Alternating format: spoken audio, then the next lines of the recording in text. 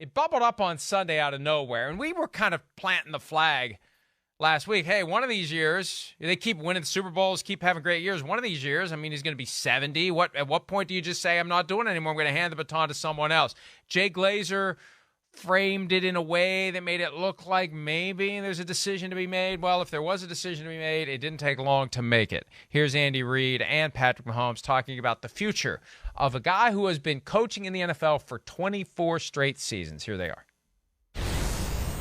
You answered the question last night about next season, but what about longer term? What's your, not holding you to it, but what's your longer term plan? Yeah, you know what, Adam? I know I got asked that a lot, and I wasn't really expecting to, but I haven't put much thought into all that.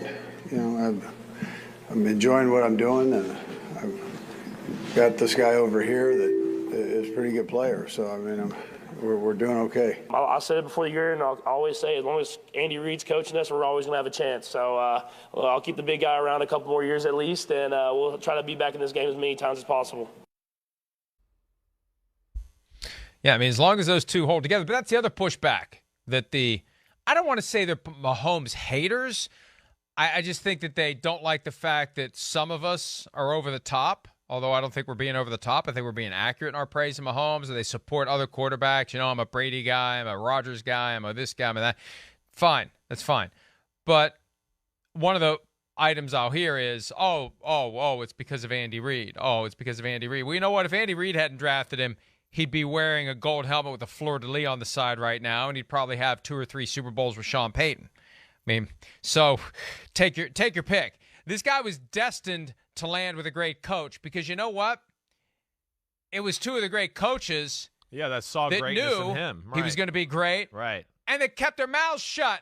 Nobody knew going into the 2017 draft that this guy was going to be a can't-miss all-time great because 2 of the guys who were convinced of it didn't open their mouths about it, Chris. Yeah, no, I know. It was one of those that, was certainly popped to me when I watched it, and that's why Mahomes, he was part of my launching of my own career.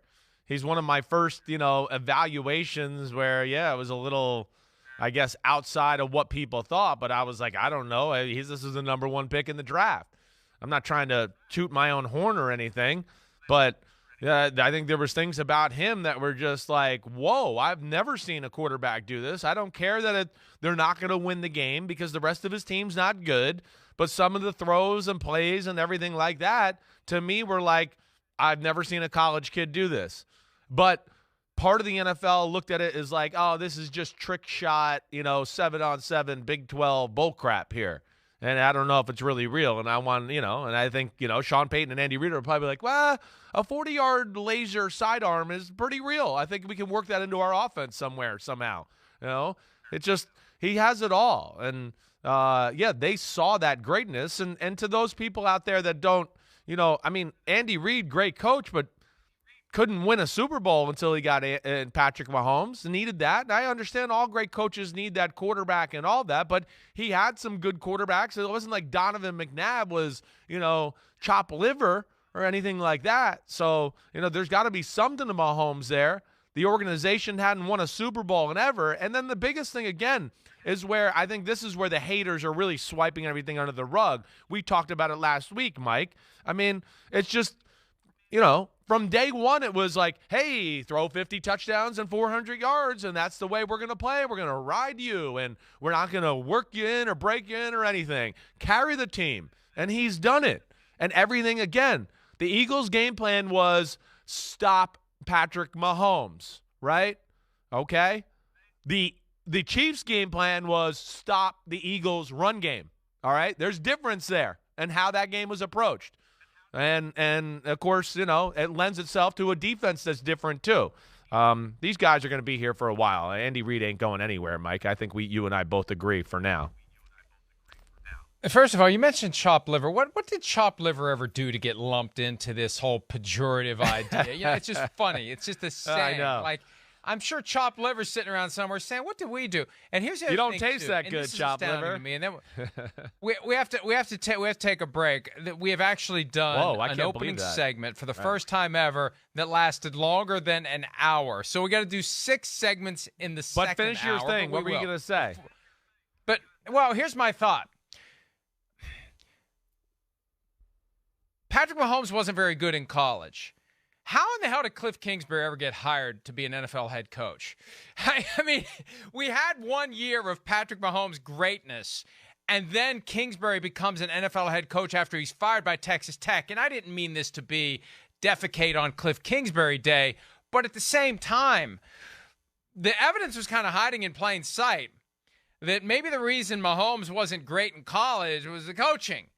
So let's make him the head coach of the Cardinals, and let's expect that to work. And they had 2 seasons where they started strong, and then before it all fell apart, and they did go to the playoffs before they got embarrassed by the Rams. But I'm surprised that narrative didn't kick up a little more. I usually pride myself in connecting dots that are that obviously hiding in plain sight, Chris, that somebody had to be the reason for Mahomes to not be Mahomes before he got to the NFL. Yeah, well, because talk about having the ultimate lump of clay that you didn't work with. Remember, there was all this footwork's bad. Well, of course, his footwork's still bad. But there were all these criticisms that you could have gotten a little more out of him, I think, at Texas Tech. I don't know. Maybe I'm wrong. Well, no, I mean, I know what you're saying. They're freewheeling, shotgun, throw the ball. That's where Cliff Kingsbury, that's what he grew up in. That's all he knew. And then, of course, he was, at a school that it's hard to sit there and go, oh, they're going to get Big 12 defense. Right. They're playing Big 12 Big 12 defense. And it's hard to get, big-time powerhouse running backs and offensive linemen at Texas Tech. It's a good program, but as we all know, it's not like one of the top-notch programs. And so they kind of had to play, that style of football to be competitive. And, there was going to be some teams that just had more talent and that they couldn't overcome.